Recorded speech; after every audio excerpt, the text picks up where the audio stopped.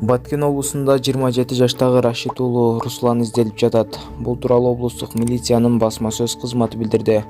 Маалыматка караганда Баткен районунун Бужум айылынын 47 жаштагы тургуну милицияга арыз менен кайрылган.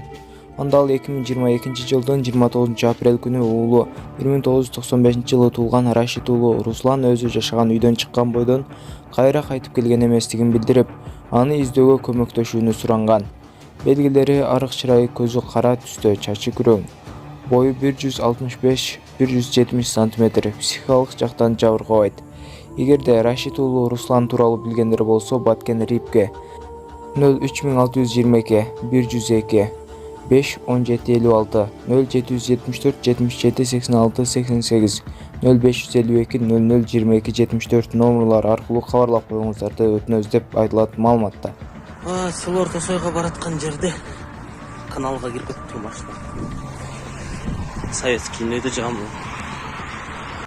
Бишкек шаарында жеңил унаа каналга кулап кетти. Бул тууралуу Кырсыктын күбөсү билдирди. Анын айтымында Кырсык 27 январда катталган. Бишкек шаарына Орто Сай айылынан келе жаткан айдоочу Абдырахманов көчөсү башталган жерде каналга кирип кеткен. Унаадагы бардык адамдар аман эсен. Bir кыз бутунан жана айдоочу колунан жаракат алып, аларды тез жардам кызматы алып кеткен деди ал. Ал белгилегендей, айдоочу катуу ылдамдыкта келе жаткан. Иранын түндүк батышында болгон жер титирөөдөн 2 адам каза болуп, 664 киши жаракат алды. Бул тууралуу чет элдик басылмалар жазышты.